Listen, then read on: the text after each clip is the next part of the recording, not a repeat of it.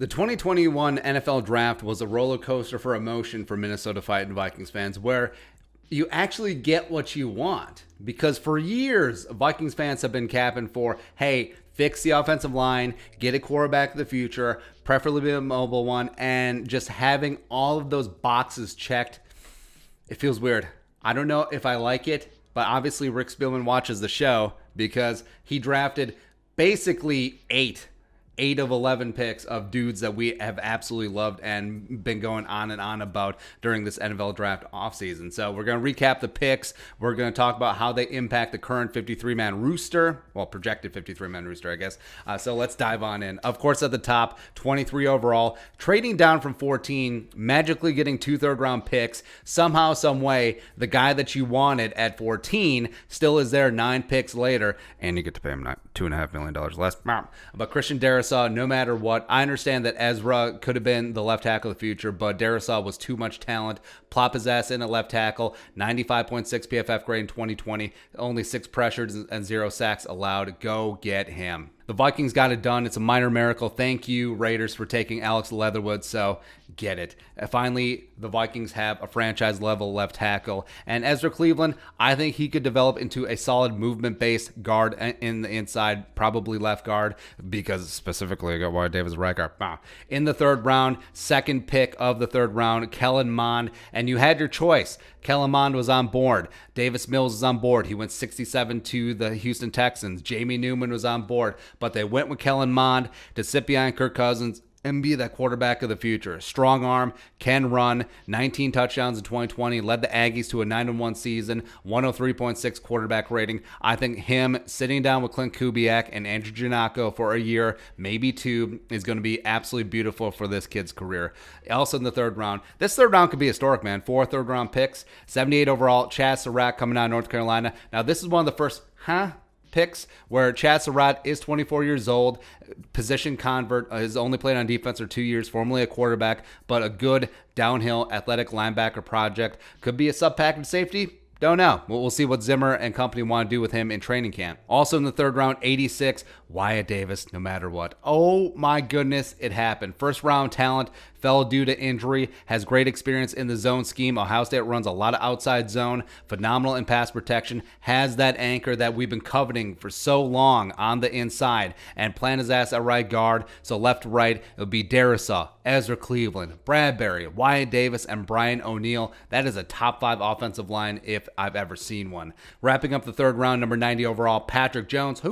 Patrick Jones, the second coming out of Pittsburgh, former teammate Brian O'Neill, 21.5 career sacks, consensus All-American in 2020. Just another mid-round edge prospect for Andre Patterson, throwing him into that mix. And plus, they weren't done. But we'll get to that. Into day 3, fourth round, 119. A name that was definitely under the radar, but he blew up his pro day. Kene Ngwangu, coming out of Iowa State University. Size and speed freak, 6'1", 210. Has reportedly ran a 4.25 40 and was used sparingly as a running back, but is a one-cut specialist. Kenny Palamo is apparently pounding the table for him, just like he was Alexander Madison a couple years ago. Also can get into the kick return game. Just an explosive athlete with size that the Vikings seem to specialize in, where they took Kene ahead of more polished and accomplished college running backs like a Chuba Hubbard from Oklahoma State University. So you're betting on traits, you're betting on the upside. In the fourth round, at 125, cornerback safety Cameron Bynum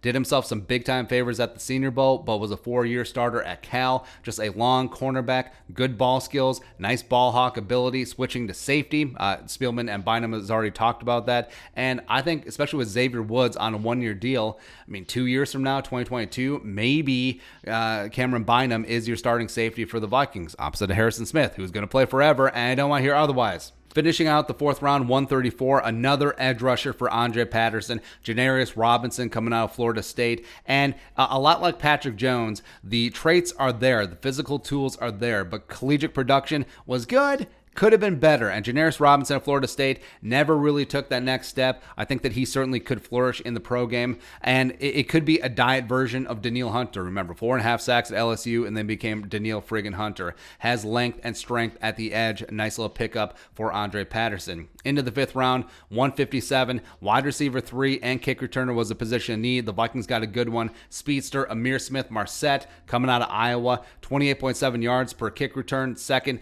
all-time in Big Ten history. Speed demon for days. Just was never used properly at Iowa because Nate Stanley.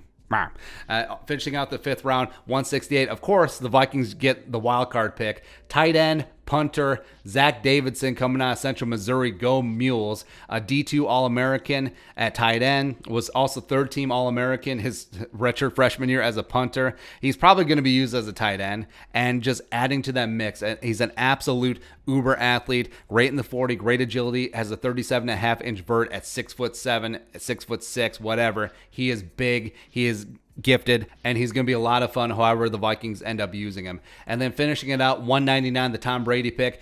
Probably value-wise, my favorite pick of the draft.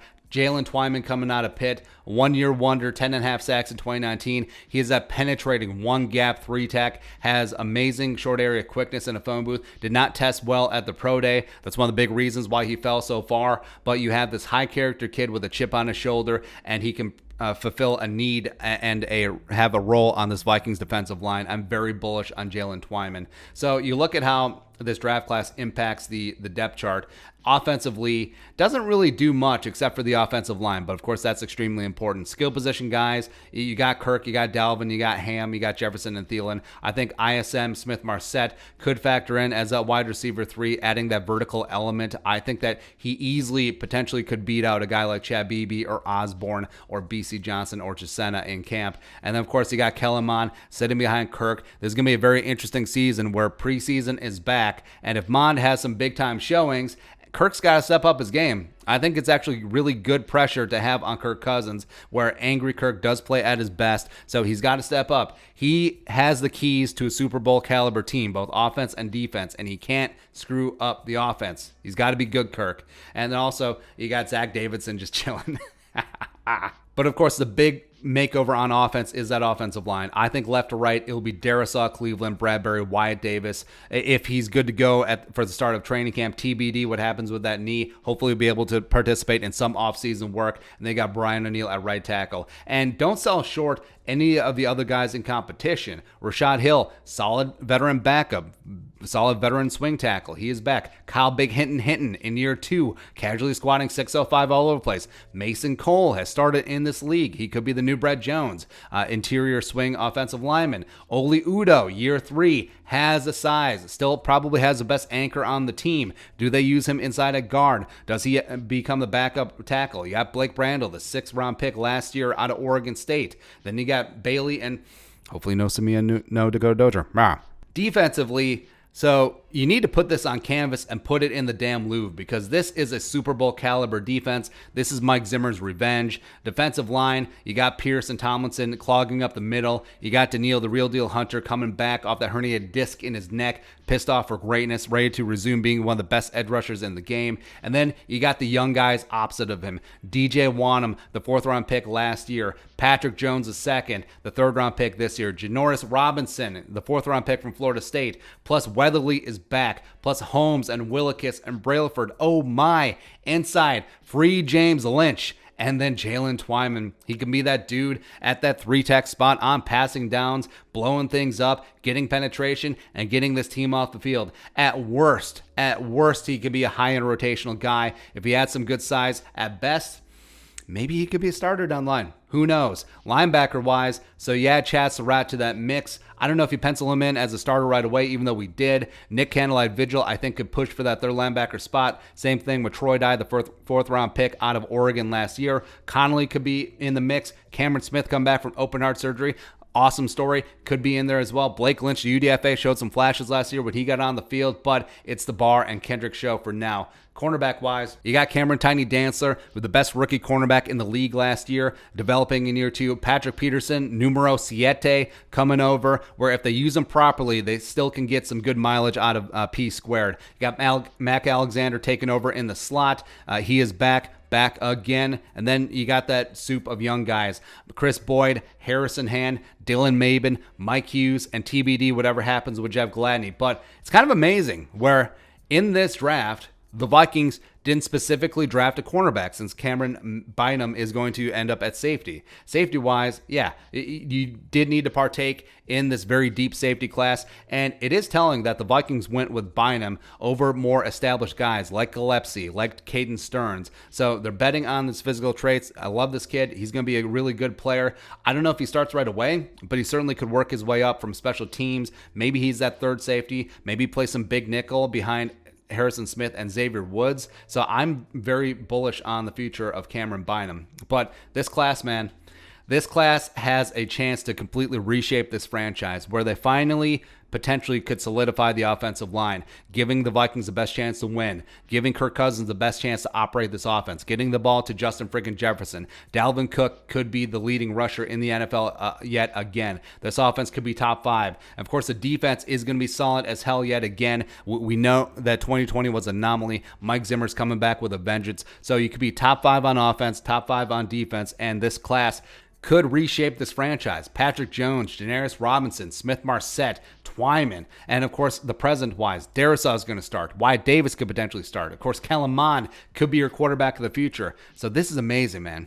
It's absolutely amazing. This feels like one of those Christmases as a kid where you got exactly what was on your Christmas list. So we'll see if this pans out because, I mean, if some of these guys bust, we're going to have to eat a lot of crow. But I'm perfectly fine with that. I'm perfectly fine whiffing on draft dudes. But this class has the potential to be extremely, extremely special all over the board. From Darrisaw to Davis to Bynum to Jaylen Twyman. These guys have a chance to completely take over this team and shape its future and have them hoist a dozen Drombardis in the next 10 years. Woo! Let's go. The season's almost here, man. Mini camps, OTAs, they're going to be underway. Rookie camp is going to be coming up. Football is almost back, baby, but enjoy summer first. We deserve the summer, very, very much so. But this class, Christmas in April/May. Come on, man. Come on. But your thoughts, 2021 Vikings draft class, let us know in the comment section below. Subscribe for daily Vikings takes. Want to support that work, post something to Venmo. But until next time, Skol, production value.